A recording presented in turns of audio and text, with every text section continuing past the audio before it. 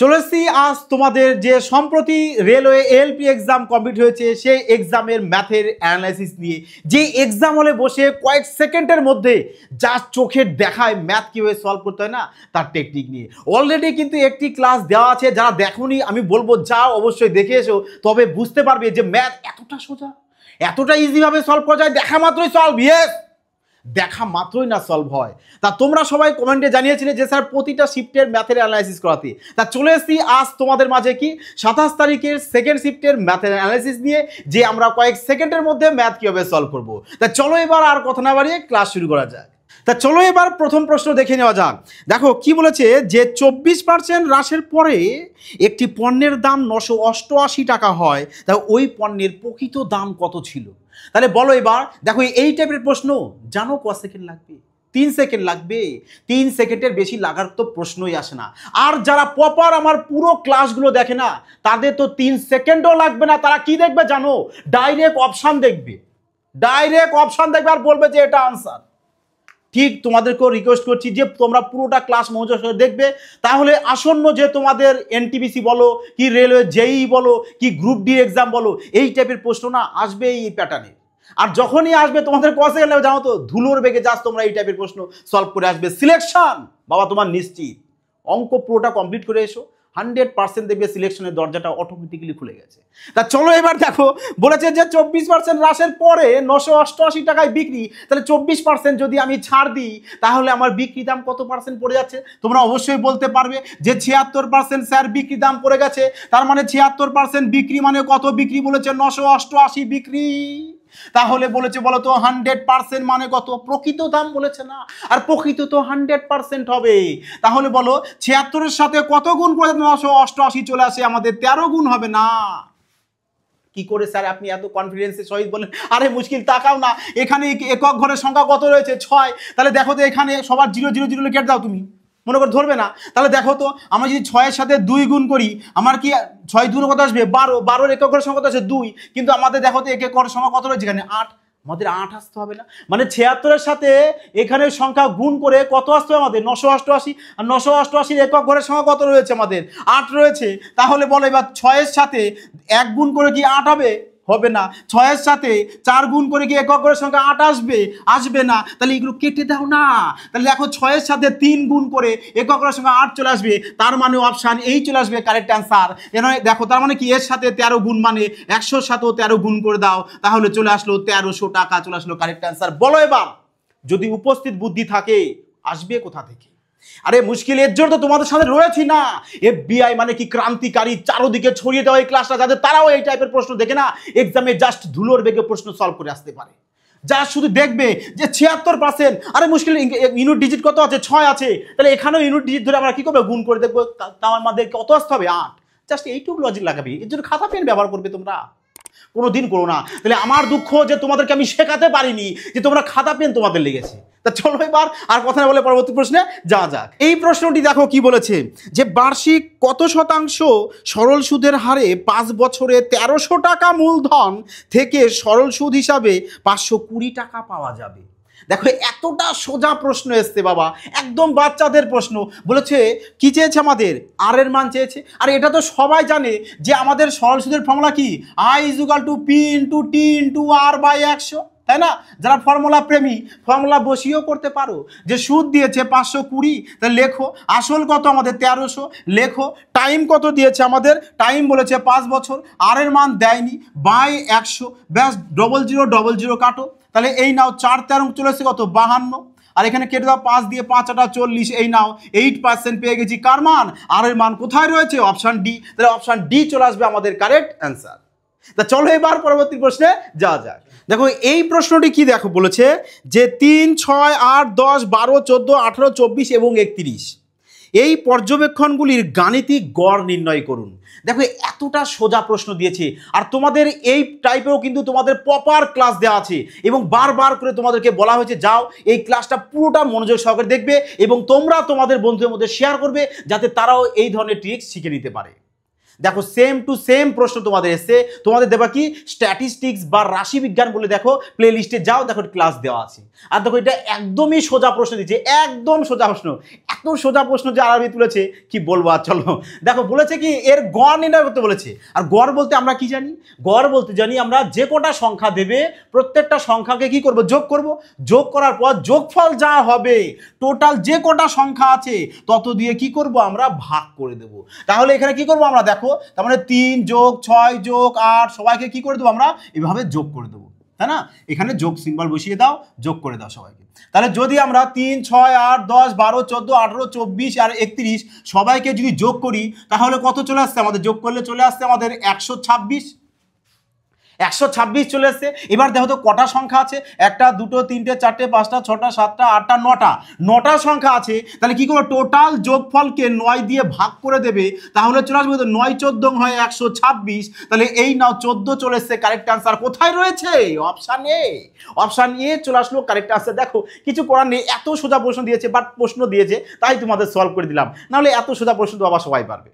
তা চলো এবার পরবর্তী প্রশ্নে যাওয়া যায়। এই প্রশ্নটি দেখো কি বলেছে, যে একটি আয়তকার ট্যাঙ্কের ভূমির ক্ষেত্রফল হলো 6500 বর্গ সেমি এবং এর মধ্যস্থিত জলের আয়তন 2.6 ঘনমিটার। তা ট্যাঙ্কে থাকা জলের গভীরতা নির্ণয় করুন। দেখো খুব ভালো প্রশ্ন দিয়েছে এটা, বলেছে কি একটি আয়তকার ট্যাঙ্ক। তা চলো একটি ট্যাঙ্কই আগে অঙ্কন করে নিই। ধরো এই হচ্ছে আমাদের একটি কি আয়তকার ট্যাঙ্ক, হ্যাঁ এই হলো একটি আয়তকার ট্যাঙ্ক। তাহলে আয়তকার ট্যাঙ্কের কি বলেছে আমাদের, জলের কি দিয়েছে আমাদের, আয়তন দিয়ে দিয়েছে। তাহলে যদি এইটা কি হয় আমাদের একটি আয়তকার ট্যাঙ্ক হয়, আর আয়তকার ট্যাঙ্কের আমাদের এই যে ভূমিটা, এই ভূমিটা কি হয় দেখো তো, আয়তক্ষেত্র হয়ে যাচ্ছে না, আয়তক্ষেত্র হয়ে যাচ্ছে। তাহলে আয়তক্ষেত্রের ক্ষেত্রফলের ফর্মুলা কি হয়, নিচেরটা তো আয়তক্ষেত্র, তাহলে আয়তক্ষেত্রের ক্ষেত্রফলের ফর্মুলা কি হবে আমাদের, লেন্থ ইনটু বেস, মানে দৈর্ঘ্য গুণ প্রস্থ। এটা সমান সমান কত দিয়েছে আমাদের, 6500 বর্গ সেমি। তাহলে এই বর্গ সেমিকে কি করব আমরা মিটারে কনভার্ট করে দেবো। আর মিটারে যদি কনভার্ট করতে হয় তাহলে কি করতে হবে, আমাকে একে 10,000 দিয়ে ভাগ করে দেব। তাহলে কি হবে, কত চলে আসবে আমাদের, চলে আসবে 0.65 এত মিটার চলে আসবে, এত বর্গমিটার চলে আসবে। কি আমাদের ডবল জিরোতে কেটে দিলাম, দুটো শূন্য আছে, তাই এই দিক থেকে 2 ঘর চলে আসবো। তাহলে ওই নাও মিটারে কনভার্ট হয়ে গেল আমাদের সেমিটা, বোঝা গেছে। তাহলে এবার বলেছে কি এই ভেতরে যে জায়গাটা রয়েছে, মানে এর ভেতরে যে জায়গাটা রয়েছে তাতে কি হয়েছে, কতটা আয়তন, আয়তন তোমাকে বলে দিয়েছে। আয়তন কত বলে দিয়েছে, আয়তন বলে দিয়েছে কত, 2.6। তাহলে এটা কি বলতো, এই পুরোটা কি আয়তকার ট্যাঙ্ক, মানে একটি আয়ত ঘনক। তাহলে আয়ত ঘনকের আয়তনের ফর্মুলা কি হয়, আয়ত ঘনকের আয়তনের ফর্মুলা হয় কি, length into base into height সমান সমান 26, এই 2.6। তার মানে দৈর্ঘ্য গুণ প্রস্থ গুণ উচ্চতা সমান সমান এত। তোমরা জাস্ট এক্সাম হলে কি বলো তো, এইটুকু সাজাবে। তাহলে এইবার বলো তো, লেন্থ ইনটু বেস এর মান তো তুমি এখানে পেয়ে গেছো কত, 0.65। তাহলে এখানে 0.65 আমরা লিখে দিই, ইনটু কত চলে আসবে, এইচ সমান সমান 2.6। তাহলে এবার এইচ সমান সমান চলে আসবে কত, 2.6, আর এখানে 0.65 চলে আসবে নিচে। তাহলে এবার পয়েন্ট যদি তুলে দাও তাহলে উপরে চলে যায় কত আমাদের 100, এই পয়েন্ট তুলে নিচে চলে আসবে কত আমাদের 10। তাহলে এই 0 0 কাটো, 5 দিয়ে কাটো 2, 5 দিয়ে চলে আসবে 13, 13 দিয়ে কাটো, 13 দুগুণ 26 2, আর এই 2 দুগুণ চলে আসবে কত 4। তাহলে এই নাও হাইট সমান সমান 4। তার মানে এই এর যে হাইটটা, এই হাইটটা তাহলে কত হবে আমাদের, হাইট চলে আসবে আমাদের 4 মিটার। বোঝা গেছে 4 মিটার কোথায় রয়েছে, 4 মিটার দেখো রয়েছে অপশান বি। দেখো এই প্রশ্নটা খুব খুব ভালো মানের একটি প্রশ্ন, কিন্তু এই প্রশ্নটা করবে তোমরা কয়টুকু টাইমে, তোমরা জাস্ট করবে এইখানে এইটুকু, যে জলের যে তোমাদের এখানে যে আয়তনটা দিয়ে দিয়েছে ওই আয়তনকে কি করবে তোমরা ভূমির ক্ষেত্রফলটা দিয়ে ভাগ করবে। বোঝা গেছে, তোমাদের যে আয়তনটা রয়েছে একটি আয়তকার ট্যাঙ্ক বলেছে, তার ট্যাঙ্কের ভেতরে যে যতটা আয়তন ওই আয়তনকে ভূমির ক্ষেত্রফল দিয়ে ভাগ করে দাও। আর ভূমির ক্ষেত্রফল কত রয়েছে আমাদের, সেমিতে রয়েছে, তাহলে ওটাকে মিটারে কনভার্ট করে দেবে, তাহলে চলে আসবে কত 0.65। ব্যাস এবার এটুকু ক্যালকুলেশন করবে, তাহলে চলে আসবে তোমাদের 4 মিটার কারেক্ট অ্যান্সার। বোঝা গেছে, এক্সাম হলে না জাস্ট এইটুক করবে, এইটুক না, এটা তোমাদের বেসিক কনসেপ্ট ক্লিয়ার করার জন্য তোমাদেরকে কি বলো প্রপার ডিটেলস বলা হলো, কিন্তু এক্সামে করবো ওইটুকু আমরা, জাস্ট এইটুকু। বোঝা গেছে? এর জন্য বলি না, পুরো ক্লাসটাকে মনোযোগ সহকারে দেখবে, আর যতটা পারবে না তোমাদের বন্ধুদের মধ্যে শেয়ার করে দেবে, যাতে তারাও এই ধরনের ট্রিক্স শিখতে পারে। তা চলো এবার পরবর্তী প্রশ্নে যাওয়া যাক। এই প্রশ্নটি দেখো এবার কি বলেছে, যে একটি ভগ্নাংশের লবের সাথে 2 এবং হরের সাথে 5 যোগ করা হলে ভগ্নাংশটি 1/2 হয়। আবার ভগ্নাংশটি লব ও হর উভয় থেকে 2 বিয়োগ করা হলে এটি 1/3 হয়। তা ভগ্নাংশটির হর এবং লবের মধ্যে পার্থক্য নির্ণয় করুন। বলেছে কি, হর এবং লবের মধ্যে পার্থক্য নির্ণয় করতে বলেছে। তার মানে হর থেকে লবকে বাদ দিতে বলেছে। তার মানে হর আমাদের বড় হবে, লব ছোট হবে, তাই না? তার মানে ধরো হর আর লব বলতে, তা ধরো এই যে উপরেরটা কি বলে লব, আর নিচের এটাকে বলে কি হর। তা বলেছে হর থেকে লব বাদ দিতে, তাহলে এদের মধ্যে পার্থক্য চেয়েছে, আর পার্থক্য যেটা হবে সেটাই যে অপশানে রয়েছে। জাস্ট সবাই কি করবে জানো, এই টাইপের প্রশ্ন করতে গিয়ে হয়তো হয় ছেড়ে দেবে, আর না হলে মিনিমাম কমসে কম তোমাদের 50 সেকেন্ড টাইম লাগবে। করে দেখো না তোমরা। কিন্তু এফবিআই কিভাবে করবে জানো? এফবিআই তো জাস্ট তোমরা তো নিজেরা জানো, সেকেন্ডে ম্যাথ সলভে জাস্ট অপশান দেখবে, বুঝতে পারলে? সব দেখো তোমাদের পরীক্ষার প্রশ্ন সলভ করাচ্ছে কয়েক সেকেন্ডের মধ্যে। আর কেন তোমরা লাইক করবে না, কমেন্ট করবে না বলো? ক্রান্তিকারী এনে দাও সবাইকে বলছি। তার মানে তবেই কিন্তু তোমাদের এই ধরনের ট্রিক্স না, আরো ভয়ঙ্কর ট্রিক্স বাকি আছে। আবিতে সবে শুরু করা হচ্ছে। তা বলেছে কি দেখো, লব হর থেকে লব বাদ দেব, তার মানে হরকে আমাকে বড় রাখতে হবে আর লবকে ছোট রাখতে হবে, তাই না? কেন? কারণ লব যদি ছোট হয় আর হর যদি লব যদি বড় হয় আর হর যদি ছোট হয়, তাহলে তো আমাদের কিসে চলে আসবে? মাইনাসে চলে আসবে না? কারণ আমাদের বলেছে যে হর মাইনাস লব, তবেই তো আমাদের এই যে এখানে ডিফারেন্স যেটা রয়েছে সেটা আসবে। দেখো তো সব তো কিসে আছে? প্লাসে আছে। তার মানে আমাদের হর বড় হতে হবে, লব ছোট হতে হবে। আর এদের মধ্যে গ্যাপ কত বলেছে? গ্যাপ বলেছে 2। কি গ্যাপ 3, কি গ্যাপ 1, কি গ্যাপ 4, কোনটা হবে, তাই না? তা দেখো কিভাবে করব। ধরো যদি আমি লবকে 3 ধরে নিই, কি বললাম? লবকে যদি 3 ধরি আর হরকে যদি 5 ধরি, জাস্ট ধরে নিলাম। কি করে ধরে নিলাম? দেখো আমাদের এর মধ্যে যে কোনো একটা তো অ্যান্সার তো হবেই। আমি তো জানি না যে কোনটা অ্যান্সার হবে। কিভাবে? ধরো যদি আমরা এটাকে ধরি, লব 3 ধরলাম, হরকে 5 ধরলাম। তা বলেছে এবার দেখো যে লবের সাথে 2 যোগ আর হরের সাথে যদি 5 যোগ করি, মানে লবের সাথে যদি 2 যোগ আর হরের সাথে যদি 5 যোগ করি, তাহলে ভগ্নাংশটা হবে কত? 1/2। তাহলে দেখো তো 3 আর 2 কত আসে? 5। আচ্ছা এটা মুছে দিই, বলো এবার। 3 আর 2 চলে আসবে 5, আর নিচে 5 আর 5 যোগ করে চলে আসছে কত? আমাদের 10। তাহলে এই নাও 5 অক্ষে 5, 5 2 10 আসলো কি তোমাদের এই হাফ? তাহলে বলো পুরোপুরি কি এটা বোঝা গেল? এতটা সোজা অঙ্ক। জাস্ট কি করে মাইন্ড থেকে সংখ্যা তুমি একটা ধরে নাও না, যে আমি ভগ্নাংশটাকে 3/5 ধরে নিলাম, এইবার এর সাথে 2 যোগ করব, যোগ করতে বলেছে, আর হরের সাথে 5 যোগ করতে বলেছে, করে যেন আমার কত আসতে বলেছে ভগ্নাংশটাকে? 1/2 যাতে আসে। দেখো না, পরেরটা যদি তোমরা একটু ট্রাই করতে চাও করো। বলেছে কি এবার, যে ভগ্নাংশ ধরেছি কত আমি? 3/5। 3/5। তাহলে বলেছে এবার উভয় থেকে কত বলেছে? আমাকে 2 বাদ দিতে বলেছে। এই নাও, এর থেকে 2 বাদ, এর থেকে 2 বাদ, তাহলে কত আসতে বলেছে? 1/3। তাহলে 1/3 আসতে বলেছে। দেখি তো 1/3 আসে কিনা। দেখো তো 3 থেকে যদি 2 বাদ দিই 1, 5 থেকে 2 বাদ দিলে 3, এই দেখো 1/3 চলে আসলো। Verify complete. তার মানে আনসার কোনটা হবে? আমাদের 2 চলে আসবে। কেন? ভগ্নাংশটা ধরেছি কত? 3/5। 5 থেকে 3 বাদ দিয়ে দাও, চলে আসবে কত? 2। ব্যাস, এইটুক টাইম লাগবে অঙ্ক করতে, ঘন্টা টাইম লাগে বেশি বললেই শুনবো। দেখো এবারে এই প্রশ্নটি দেখো কি বলেছে, যে যদি x + 1/x = 4 হয়, তাহলে x² + 1/x² মান কত? দেখো এই টাইপের প্রশ্ন না তোমাদেরকে অনেক দিন আগে দিয়েছি, পরীক্ষার বহুদিন আগে, এবং বারবার তোমাদেরকে বলেছি যে এই টাইপের প্রশ্ন কিন্তু রেলওয়ে এক্সামে কিন্তু ভীষণ মাত্রায় ফেভারিট প্রশ্ন। কারণ রেলের প্রত্যেক শিফটেই প্রায় আসে বলতে যাবে, এবং সমস্ত এক্সামে আসে। সে তুমি গ্রুপ ডি দাও, জেই দাও, এনটিপিসি দাও, সমস্ত এক্সামে কিন্তু আসে। শুধু রেল বলে নয়, এসএসসি এক্সামেও কিন্তু আসে এই টাইপের প্রশ্ন। তা কিভাবে করবে দেখো, এর শর্ট ট্রিক্সও বলা হয়েছে তোমাদের। যদি তোমাদের এক্স প্লাস 1/x সমান 4 হয়, তাহলে বলেছে x square plus 1/x square মান কত, তোমরা ডাইরেক্ট কি করবে, জাস্ট কি করবে, কে স্কোয়ার মাইনাস 2 এই ট্রিক্স অ্যাপ্লাই করবে, আর কিচ্ছু না, মুখে মুখে সলভ করবে। খাতা পেন লাগবে এর জন্য, কি বলো, খাতা পেন লাগবে না। কেন লাগবে না, কে বলতে কি আমাদের 4, তাহলে কি করবো, 4 এর স্কোয়ার করবো আমরা, কে বলতে 4, 4 এর স্কোয়ার মাইনাস 2, আর 4 এর স্কোয়ার চলে আসে 16 মাইনাস 2, 16 থেকে 2 বাদ দিয়ে দেবে 14, ব্যাস 14 চলে আসবে। কারেক্ট অ্যান্সার কোথায় রয়েছে, অপশন বি। তোমরা কি করবে, তোমরা জাস্ট পরীক্ষায় অপশন দেবে, তোমরা জানো যে x square plus 1/x square মান দিয়ে দিলে কি করবো আমরা, ট্রিক্স কে স্কোয়ার মাইনাস 2, কে স্কোয়ার মাইনাস 2। এর জন্য তোমাদের বলেছিলাম যে বীজগণিত ক্লাসটা আমার দেখবে, দেখার সাথে সাথে কি করবে, একটা খাতা রাখবে, ওই খাতায় সমস্ত কিছু নোটস করে রাখবে। তাহলে কি করবে, যখন পরীক্ষার আগে জাস্ট কি করবে, জাস্ট ওই খাতাটা খুলবে, একবার রিভিশন লাগিয়ে দেবে। তাহলে এই যে ট্রিক্সগুলো না অটোমেটিক্যালি মাথায় সেভ থাকবে। তখন পরীক্ষায় এগুলো কি করে, প্রশ্ন যেই পাবে তুরান দেখবে অপশন কোথায় আছে, জাস্ট বলবে আরে 4 দিয়েছে স্কোয়ার দিয়ে, তা 4 এর স্কোয়ার 16 মাইনাস 2 14, ব্যাস অপশন বি। এইভাবে করবে, সেকেন্ডে সলভ। এই প্রশ্নটি দেখো এবার কি বলেছে, যে 4 অঙ্কের কোন ক্ষুদ্রতম সংখ্যা 24, 40 এবং 56 দ্বারা পূর্ণরূপে বিভাজ্য হবে নির্ণয় করুন।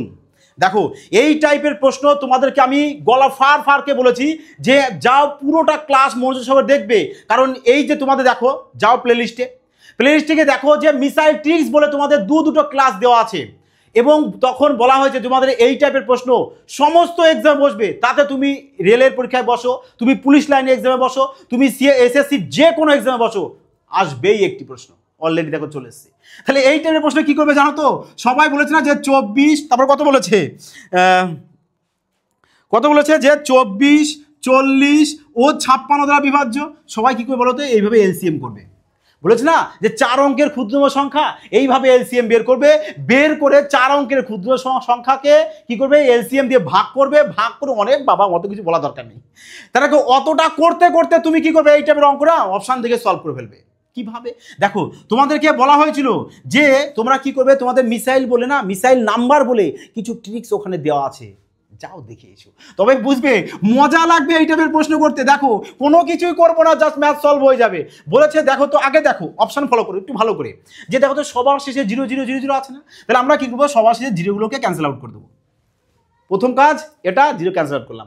এবার দেখো এই দেখো 56 মধ্যে আমাদের 7 আছে না, 7 আছে, তাহলে এবার দেখবো যে কোন অপশনটা আমাদের 7 দিয়ে ভাগ যায়। দেখো তো কোনটা 7 দিয়ে ভাগ যাবে, 117কে 7 দিয়ে ভাগ যায় না, ক্যান্সেল আউট করে দাও। 168কে যায়, হ্যাঁ যায়, তাহলে দাও, এটা তো মানে উত্তর আমাদের হতে পারে। 108কে যায় না, তাহলে এটাকে ক্যান্সেল আউট করে দাও। 126কে যায়, 126কে হ্যাঁ যাচ্ছে, তাহলে এটাকে রেখে দাও। তার মানে দেখো তোমাদের উত্তর হয় অপশান এ, নাই অপশান সি। জাস্ট এরকম মজার ছলে না অঙ্কটা করবে। তাহলে এবার দেখো 7, তাহলে এবার ক্যান্সেল আউট করে দেবো। এবার দেখো তো তোমরা ভালো করে, এই যে 24 কিংবা 40 যেটা কোনো একটা নাও, দেখো তো এর মধ্যে আমাদের কোথাও 4 আছে কিনা, 4 আছে। তাহলে 4 যদি থাকে, তাহলে এবার দেখো যে 4 দিয়ে কোনটা ভাগ যাবে। আর 4-এর নিয়ম, লাস্টের দুটি সংখ্যা, বলো 26কে 4 দিয়ে ভাগ যায় না, ক্যান্সেল আউট করে দাও। তাহলে একটা পড়ে থাকলো কে, একটা পড়ে থাকছে আমাদের অপশান সি। ব্যাস এইটুক কাজ করবে, অঙ্ক করবে, জীবনে ঘাবড়াবে না। আরে ঘাবড়াবে কেন, তুমি কেন ঘাবড়াবে, কারণ তোমার তো প্রপার এখানে শিখিয়ে দেওয়া হবে। তোমাদের সিনা টান করে যাবে এক্সাম হলে, আয় কি প্রশ্ন আসবে এবার দেখছি আমি, আয়। হ্যাঁ, অঙ্কে সবাই যখন অঙ্ক দেখে, বড় অঙ্ক যখন হয়ে যায় না, কঠিন অঙ্ক, সবাই কিন্তু ঘাবড়ায় যে স্যার এই প্রশ্নটা আমার দ্বারা হবে না। এর জন্য বলি দেখো, তোমরা কি করবে, তোমাদের পরিবারটাকে যত পারো বিস্তারিত করো। এইটুক তোমাদের কাছে রিকোয়েস্ট, তোমাদের কাছে কিচ্ছু চাই না, জাস্ট কি করে তোমরা একটি লাইক, কমেন্ট এবং বন্ধুদের শেয়ার করে দাও। জাস্ট এইটুকু তোমাদের কাছে আমি চাই, এবং বিনিময় কি, তোমাদেরকে সম্পূর্ণ ফ্রিতে, সম্পূর্ণ যত কন্টেন্ট তোমাদের দরকার তোমরা কমেন্টে জানাবে, তোমাদের সেই ক্লাসটা তোমাদেরকে সামনে কি নিয়ে আসা হবে, এবং স্মার্টনেস ভাবে, যেটা তোমরা জানোই। তা চলো এবার পরবর্তী প্রশ্নে যাওয়া যায়। এই প্রশ্নটি দেখো কি বলেছে, যে 8 কিমি পার ঘন্টা গতিতে ছুটে চলা একজন চোরকে 10 কিমি পার ঘন্টা গতিতে ছুটে চলা একজন পুলিশ তাড়া করেন। তা চোরটি যখন পুলিশের থেকে 10 মিটার এগিয়ে থাকে, তাহলে চোরটিকে ধরতে পুলিশটির কত সময় লাগবে। দেখো এই টাইপের প্রশ্ন তোমরা 2 সেকেন্ডের মধ্যে না সলভ করে আসতে পারো এক্সাম হলে। কি করে দেখো, বলেছে ধরবে মানে টাইম, কত সময় ধরবে, টাইম। তার মানে আমরা কি জানি যে টাইম ইজ ইকুয়াল টু কি হয় আমাদের, ডিস্টেন্স বাই স্পিড হয়, আর ডিস্টেন্স এখানে ধরে নাও কত আমাদের 100 বলেই দিয়েছে ডিস্টেন্স, তাহলে নিচে কি লিখবো স্পিড। দেখো তো তার মানে কি চোর যাচ্ছে আর পুলিশ পেছনে, তার মানে সেম ডাইরেকশনে একই দিকে যাচ্ছে, আর একই দিকে যদি যায় তাহলে রিলেটিভ স্পিড চলে আসে কত কত বলেছে ওদের মধ্যে যে 8 কিমি পার ঘন্টা 10 কিমি পার ঘন্টা। তাহলে কি করবো আমরা 10 কিমি পার ঘন্টা থেকে 8 কিমি পার ঘন্টা মাইনাস দেবো, অর্থাৎ 10 থেকে যদি 8 বাদ দিয়ে দাও চলে আসবে কত, চলে আসবে আমাদের 2 কিমি পার ঘন্টা, আর উপরেরটা ডিস্টেন্স কিসে আছে মিটারে, তাহলে 2 কিমি পার ঘন্টাকে কি করব আমরা মিটার পার সেকেন্ডে কনভার্ট করব, কি করে একেই নাও 5/18 দিয়ে গুণ করব, আর এই 18কে নিচে না লিখে একবারে তোমরা কি করবে ওপরে লিখে দেবে, তাহলে পুরোটা চলে আসবে কিসে আমাদের মিটার পার সেকেন্ডে চলে আসবে, তাহলে কিমিতে আর থাকছে না। তাহলে চলো এবার 5 2 গুণ 10, তাহলে 10-এর জন্য একটা শূন্য কেটে দাও, তাহলে 8 10-এ চলে আসছে কত 180 সেকেন্ড, আর 180 সেকেন্ড মানে ক মিনিট 3 মিনিট। ব্যাস দেখো তো তোমরা এই টাইপের প্রশ্ন এবার বলো তো একটু আমাকে একটু জানাও যে এই টাইপের প্রশ্ন তোমরা মুখে মুখে সলভ করতে পারবে কিনা, খাতা পেন লাগবে, মনে হয় তোমার খাতা পেন লাগবে, মোটেও লাগবে না। তাহলে চলে আসলো কোথায় অপশন এ আমাদের কারেক্ট অ্যান্সার, বোঝা গেছে। চলো তাহলে এবার পরবর্তী প্রশ্নে যাওয়া যায়। এই প্রশ্নটি দেখো কি বলেছে যে 42-এর বর্গ কত, এতটা সোজা প্রশ্ন, পুরো বাচ্চাদের লেভেলের প্রশ্ন দিয়েছে, আর 42-এর বর্গ, হ্যাঁ 42-এর বর্গ দিয়েছে, আর বর্গ কিভাবে বের করতে হয় না অভি জাস্ট এরকম একটা চুটকির মাধ্যমে বর্গ শেষ করবে তোমরা। দেখো এরও কিন্তু ক্লাস দেওয়া আছে, যারা দেখোনি বলবো যাও দেখে এসো। তাহলে বলেছে দেখো 42 মানে তখন তোমরা দেখবে যে এই যে 42 দিয়েছে এটা 50-এর কাছাকাছি আছে না 100-এর কাছাকাছি, আর যদি দেখো যে 50-এর কাছাকাছি আছে তখন তোমরা কি করে বলো তো 25-কে বেস ধরে নেবে, 25-কে বেস ধরে নেবে। তাহলে বলো এই যে 42 50-এর থেকে কত কম 8 কম, 50-এর থেকে যদি 8 কম হয় তাহলে তোমরা কি করবে ওই 8-এরই বর্গ করবে, আর 8-এর বর্গ হয়ে যায় কত আমাদের 64, ব্যাস ওখানে লিখে দাও।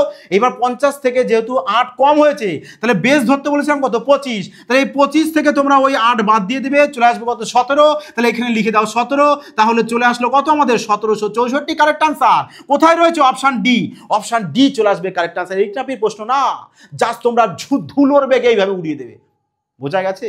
তা চলো এবার পরবর্তী প্রশ্নে যাওয়া যাক। এই প্রশ্নটি দেখো কি দিয়েছে যে যদি x/y = 7:3 হয় তাহলে x - y x + y এর মান কত।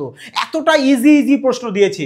দেখো তাহলে x এর মান কত আমাদের এখানে, x এর মান হচ্ছে আমাদের 7 আর y এর মান কত আমাদের 3, তাহলে আমরা কি করব এখানে x এর জায়গায় 7 y এর জায়গায় 3, x এর জায়গায় 7 y এর জায়গায় 3, তাহলে বলো 7 থেকে 3 বাদ দিলে চলে আসছে কত আমাদের 4:7 আর 3 যোগ করলে হচ্ছে 10, তাহলে এদেরকে কেটে ছোট করে দাও, 2 দিয়ে কাটো, 4-কে 2 দিয়ে কাটলে 2, 10-কে 2 দিয়ে কাটলে 5, 2:5 চলে এসছে কোথায় অপশন ডি, তাহলে অপশন ডি চলে আসলো আমাদের কারেক্ট অ্যান্সার।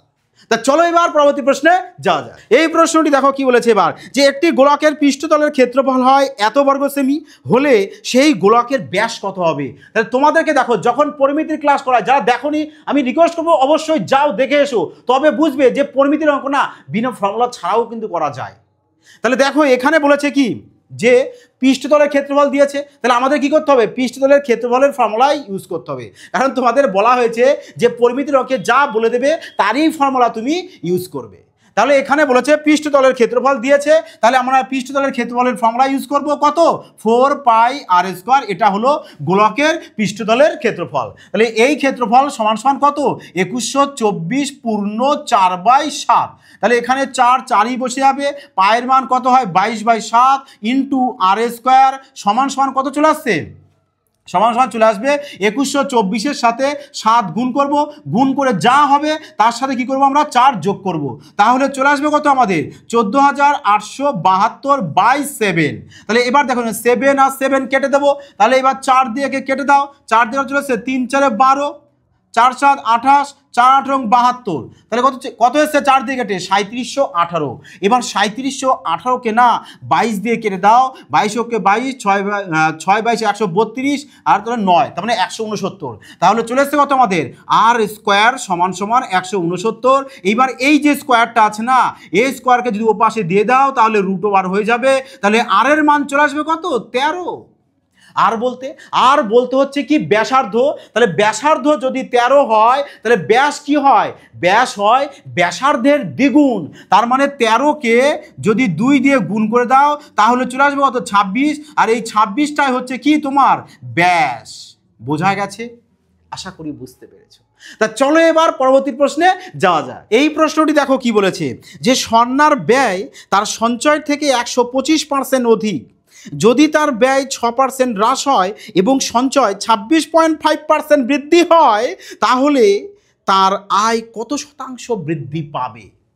দেখো এই টাইপের প্রশ্ন কিন্তু সেম ক্লাস তোমাদেরকে দেওয়া আছে। যখনই তোমাদের বলা হয়েছে যে আয় ব্যয় সম্পর্কিত যখনই প্রশ্ন দেবে, তোমরা কোন লজিকে করবে।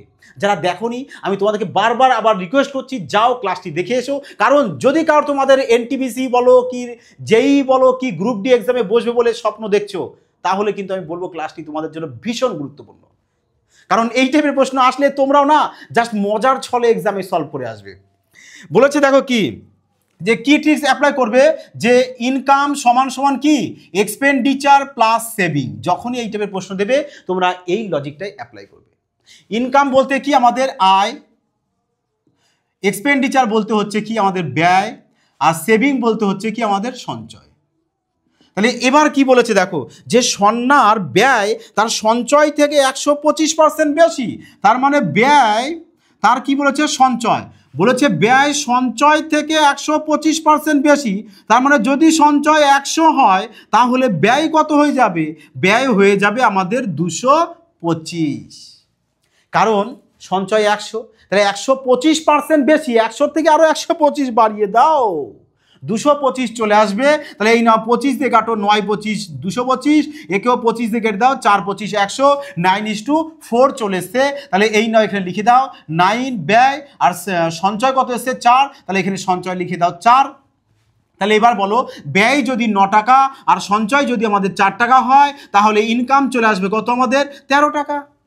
তারপরে চলো দেখো কি বলেছে, যে যদি তার ব্যয় 6% হ্রাস পায়, আরে ব্যয় 6% হ্রাস পেয়েছে, তাহলে এই ব্যয়ের সাথে 6 গুণ করে দাও, -6 করবে, কারণ হ্রাস পেয়েছে। আর হ্রাস বললে কি করবে, এখানে মাইনাস করবে। আর যদি বৃদ্ধি বলতো তাহলে প্লাস সিম্বল দিতে, আর প্লাস সিম্বল না দিলেও কিন্তু হয়। পরেরটাই দেখো বলে দিয়েছে, যে সঞ্চয় 26.5% বৃদ্ধি পাবে, আর সঞ্চয় যদি আমাদের 26.5% বৃদ্ধি পায়, তাহলে সঞ্চয়ের সাথে কি করবে 26.5% ডাইরেক্ট গুণ করে দেবে। কারণ প্লাস বলে বৃদ্ধি বলেছে, প্লাস সিম্বল এখানে দিলেও হয় না দিলেও হয়। তাহলে চলো এখানে আয় কিছু বলেনি, তার মানে আয় ধরে নিলাম আমরা কত এক্স। তাহলে এবার করো 13x সমান 6 9 54 -54 প্লাস এখানে গুণ করে দাও 26.5 সাথে যদি 4 গুণ করে দাও, তাহলে কত চলে আসছে আমাদের 4 5 20 0 হাতে 2, 4 6 24 আর 2 26 6 হাতে 2, 4 2 8 আর 2 10, তাহলে 106। তাহলে এখানে চলে আসছে আমাদের কত 13x সমান 106 থেকে -54 বাদ দিয়ে দাও, তাহলে চলে আসবে কত আমাদের 52। তাহলে এই নাও কাটো 4 13 52, তাহলে x সমান 4। আর x বলতে আমি কি ধরেছিলাম, x বলতে ধরেছিলাম আমি কি ইনকাম মানে আয়। তাহলে x এর মান পেয়ে গেছি কত 4%। তাহলে বলো তার আয় কত পার্সেন্ট বৃদ্ধি পেয়েছে, আয় 4% বৃদ্ধি পেয়েছে। লাগলো তো মজায়। তাহলে বলো এই যে টাইপের প্রশ্ন এখন থেকে যদি তোমরা যে কোনো এক্সামে পাও, আশা করি তোমরাও না জাস্ট মজার ছলে এই টাইপের প্রশ্ন সলভ করে আসবে, তাই না? তা চলো এবার পরবর্তী প্রশ্নে যাওয়া যাক। একজন বিক্রেতা একটি পণ্যের মুদ্রিত মূল্যের ওপর 30% ছাড় দেন, তা পণ্যটির বিক্রয় মূল্য 12,460 টাকা হলে তার মুদ্রিত মূল্য কত হবে? মুদ্রিত মূল্য বলতে যে মূল্যটা প্রথমে ছিল। তাহলে বলো 30% তোমাকে ছাড় দিয়েছে, আরে মুশকিল 30% যদি ছাড় দেয় তাহলে বিক্রি কত চলে আসছে আমাদের 70%। তার মানে 70% বিক্রি মানে কত বিক্রি বলে দিয়েছে আমাদের 12,460 টাকা। হ্যাঁ, তাহলে 70% মানে ভ্যালু যদি এত হয়, তাহলে বলো 100% কত চলে আসবে? 100% মানেই কি আমাদের মুদ্রিত মূল্যটা। তাহলে এখানে বলো 0 0 যদি কেটে দাও, তাহলে 7 দিয়ে কেটে দাও, কত চলে আসবে আমাদের? 7 দিয়ে কাটলে চলে আসছে আমাদের 178। তাই না? তাহলে এখানে কি করব আমরা, এর সাথেও 178 গুণ করে দেব, তাহলে চলে আসবে কত আমাদের 17800। তাহলে চলে আসলো অ্যান্সার কোথায়, অপশান বি। অপশান বি চলে আসবে আমাদের কারেক্ট অ্যান্সার। তা চলো এবার পরবর্তী প্রশ্নে যাওয়া যাক। এই প্রশ্নটি দেখো কি বলেছে, যে যদি 6 জন পুরুষ ও 8 জন বালক একটি কাজ 10 দিনে সম্পন্ন করে, আবার 26 জন পুরুষ ও 48 জন বালক একই কাজ 2 দিনে সম্পূর্ণ করতে পারে, তাহলে 15 জন পুরুষ ও 20 জন বালকের ওই কাজটি করতে কতদিন সময় লাগবে? দেখো এবার ওয়ার্ক কিভাবে বের করতে হয় জানো? দেখো, যারা জানো না, দেখো টাইম অ্যান্ড ওয়ার্কের তোমাদের ক্লাস দেওয়া আছে, ওখান থেকে তোমরা দেখে নেবে। দেখো তবু এখানে দেখো যে ওয়ার্ক সমান সমান আমরা কি জানি, ম্যান ইনটু ডে হয়। তার মানে ম্যানের সাথে যদি আমরা দিনকে গুণ করে দিই, তাহলেই কি পেয়ে যাই আমরা, কাজ পেয়ে যাই, মানে ওয়ার্ক পেয়ে যাই। তাহলে এখানে কি বলেছে দেখো, 6 জন ম্যান, তার মানে ধরো যে 6 ম্যান বলতে আমরা এম দিয়ে দিলাম, 6 জন ম্যান আর 8 জন বালক, 8 জন বালককে আমরা কি দিচ্ছি, বালককে বি দিয়ে দিলাম। হ্যাঁ, তা বলেছে এরা দুজনা কি বলেছে, কদিনে একটি কাজ সম্পন্ন করবে, 10 দিনে। তাহলে এই নাও, এই টোটাল ম্যানের সাথে যদি আমি 10 দিন গুণ করে দিই, তাহলে টোটাল ওয়ার্ক পেয়ে যাবো আমরা, তাই না? কারণ এই যে ম্যানের সাথে দিন গুণ করলে কি পাই আমরা, ওয়ার্ক পাই। আবার কি বলেছে পরে, যে 26 জন পুরুষ, তাহলে এখানে চলে এসো 26 জন ম্যান, তারপরে কি বলেছে 48 জন বালক, 4 8 বি, এরা কতদিনে কাজটি করবে বলেছে আমাদের 2 দিনে। তাহলে গুণ 2। তাহলে দেখো এটাও একটা কাজ, এটাও একটা কাজ, তা দুটো কাজ তো আমাদের একই সেম কাজ, এর জন্য কি করবে, মাঝখানে সমান সমান দিয়ে দেবে, কারণ কাজ কি, কাজটা তো আমাদের একই কাজ, তাহলে মাঝখানে চলে আসবে সমান সমান। এবার এখান থেকে যে কোনো একটা কাজ তুমি তুলে নাও, কারণ দুটো তো একই কাজ, তাহলে যে কোনো একটা কাজ তুলো। ধরো আমি এই ছোটো কাজটিকে নিয়ে নিলাম, যে 6m প্লাস 8b ইন্টু 10। তাহলে বলেছে কি, এই যে কাজটা, এই কাজটা এবার কারা করবে, এই কাজটা করবে বলেছে 15 জন পুরুষ, মানে 15 জন ম্যান প্লাস 20 জন কি বালক, এরা মিলে কাজটি করবে। বোঝা গেছে? তাহলে টোটাল কাজকে ম্যান দিয়ে ভাগ করে দেব, তাহলে কি পেয়ে যাব আমরা, ডে পেয়ে যাব, মানে দিন। তাহলে চলো এবার কি করব আমরা, এখানে এম এর মান আর বি এর মানটা বের করব। কোথা থেকে, এই যে এখান থেকে আমরা এম এর মান আর বি এর মান বের করব। তাহলে কাটো, দেখো 2 দিয়ে যদি 10 কাটো, চলে আসবে কত, 5। ছোট করে নিলাম, তাহলে এবার গুণ করো, 5 6 30 এম প্লাস 5 8 40 বি সমান সমান, এখানে কত আছে 26 এম প্লাস 48 বি। তাহলে এবার দেখো এই যে 26 এম যদি এ পাশে আসে, তাহলে কি হয়ে যাবে, মাইনাস হয়ে যাবে। তার মানে 30 এম থেকে 26 এমকে বাদ দিয়ে দিলে চলে আসবে আমাদের কত, 4 এম সমান সমান 40 বি। যদি এদিক যায় তাহলে কি হয়ে যাবে, মাইনাস। তাহলে 48 বি থেকে 40 বি বাদ দিয়ে দাও, চলে আসবে আমাদের 8 বি। আবার এখানে কাটো, 4 অক্ষে 4, 4 2 8, তাহলে এম বাই বি সমান সমান 2/1। তাহলে এই দেখো এম এর মান 2 পেয়েছি আর বি এর মান 1। তাহলে এবার এখানে মানগুলো বসিয়ে দাও। তাহলে এম এর মান কত পেয়েছি আমরা, 2, বি এর মান 1, এম এর মান 2, বি এর মান 1। তাহলে উপরে কত পেয়ে যাচ্ছে আমার, দেখো তো, 6 2 12 আর 8 অক্ষে 8, তাহলে 12 আর 8-এ চলে এসছে উপরে 20 গুণ 10 বাই নিচে 15 2 30 আর এখানে 20 কে 20, তাহলে 30 আর 20 যদি যোগ করো চলে আসবে 50। তাহলে 0 0 কাটো, 5 দিয়ে কাটো, 4 5 20, তাহলে এই নাও 4 দিন চলে আসলো আমাদের কারেক্ট আনসার। বোঝা গেছে? তাহলে এইবার এই টাইপের প্রশ্ন আশা করা যায় তোমরাও কিন্তু এক্সাম হলে অনায়াসে সলভ করে আসতে পারো। যাই হোক, কেমন লাগলো তোমাদের ক্লাসটি, আশা করি সবার ভালো লেগেছে। তা তোমরা সবাই অবশ্যই বলবো একটি পেয়ারা কমেন্ট, লাইক আর হ্যাঁ বন্ধুদের মধ্যে শেয়ার করে দেবে, যাতে তারাও না এই ধরনের ট্রিক্স শিখে নিতে পারে। তা যাই হোক বন্ধুরা, তোমরা সবাই প্রমাণত প্র্যাকটিস করতে থাকো। সিলেকশন কিন্তু এবার তোমাদের নিশ্চিত নিতেই হবে, তোমরা প্র্যাকটিস করো, সাথে FBI তোমাদের সাথে রয়েছে। যাই হোক বন্ধুরা, ভালো থাকবে, সুস্থ থাকবে, জয় হিন্দ।